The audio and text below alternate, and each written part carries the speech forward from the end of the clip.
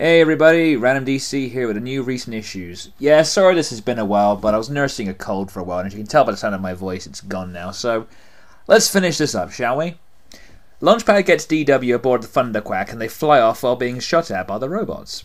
We soon discover that the pair are not on speaking terms and begin a slanging match about the past. We soon discover that they had stopped speaking to each other based on an incident involving Negaduck. Negaduck has finally figured out what anyone with a brain could figure out in the fact that Drake Mallard is Darkwing Duck. He figured this out by seeing Launchpad washing his costume at the dry cleaners. Well, of course. Before we can see where Nega's going to go with this, he's attacked by the robots. You know, flashbacks always end when you don't want them to, you know what I'm saying? Excuse me. However, Launchpad thought it was because Gizmoduck defeated DW in a contest as to why they stopped speaking. DW begins to get depressed, which, once again, a piece of music can best sum it up. How could this happen to me? I made my mistakes, got nowhere to run, the night goes on. Thankfully, Gosling gets him out of that frame of mind just in time for the villains to chase them in their own flying jet. What follows is a chase scene, best summed up with a piece of music.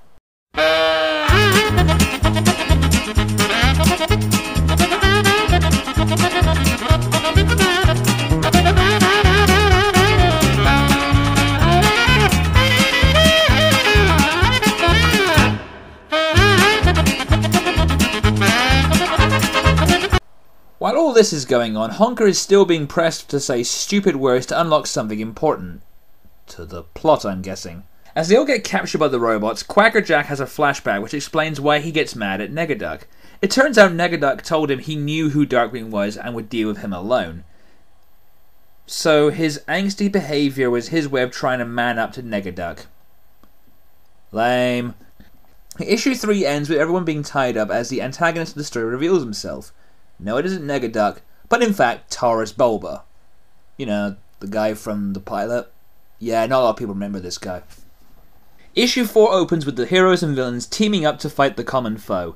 The alliance doesn't last long as Bulba makes short work of the villains. Bulba begins to question why DW came out of retirement. Because the city is now free of crime, he isn't needed. Yet Darkwing responds by saying he didn't want it like this. Having the robots is almost as worse as a crime-ridden city. They beat the snot out of him as Goslin says her catchphrase. This awakens the plot device in the box and transforms her into Gizmoduck. I have to say, this is kind of lame. I would have preferred the real Gizmoduck, but hey, what are you going to do? Gizmoduck and Bulba battle while Launchpad gets the Thunderquack, while being chased by the attack flamingos, of course. DW comes to her aid, but proves about as useful as running off alone in Alpha D2. Bulba goes crashing to the ground, yet survives, stating that he cannot truly be defeated. He links himself with all the robots in the city and summons them to his location. Gizmoduck shows up, hacks into his computer, shuts him down forever, disables all the robots, and conveniently dies in the process. I just gotta love this one panel where it appears she's dead, and Launchpad has this dumbfounded look on his face, like he's thinking, "Duh, little girlie died. Wonder what's for dinner." But it turns out Goslin is alive and well. Of course. But it is a Disney book after all. The story ends with Scrooge McDuck taking over Quackworks and making a few changes. The police force are back, the criminals are behind bars. Try that again. The criminals are behind bars and Launchpad now runs the company. Darkwing Duck is the city's hero again and has nothing to worry about. Well, except for a team up against Negaduck and Magica. Yeah, I'd be worried too. So there we have it, folks. The Dark Knight Returns. Does it really hold a candle to the original TV series? Yeah, it really does. This comic is a blast, and anybody who loves the show needs to check this out. It's funny, it's witty, beautifully written, and you'd swear it's just a comic book version of the TV show.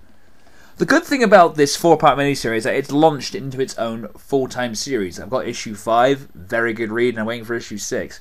Until next time, everybody, this is Random DC, and I'll see you all next time.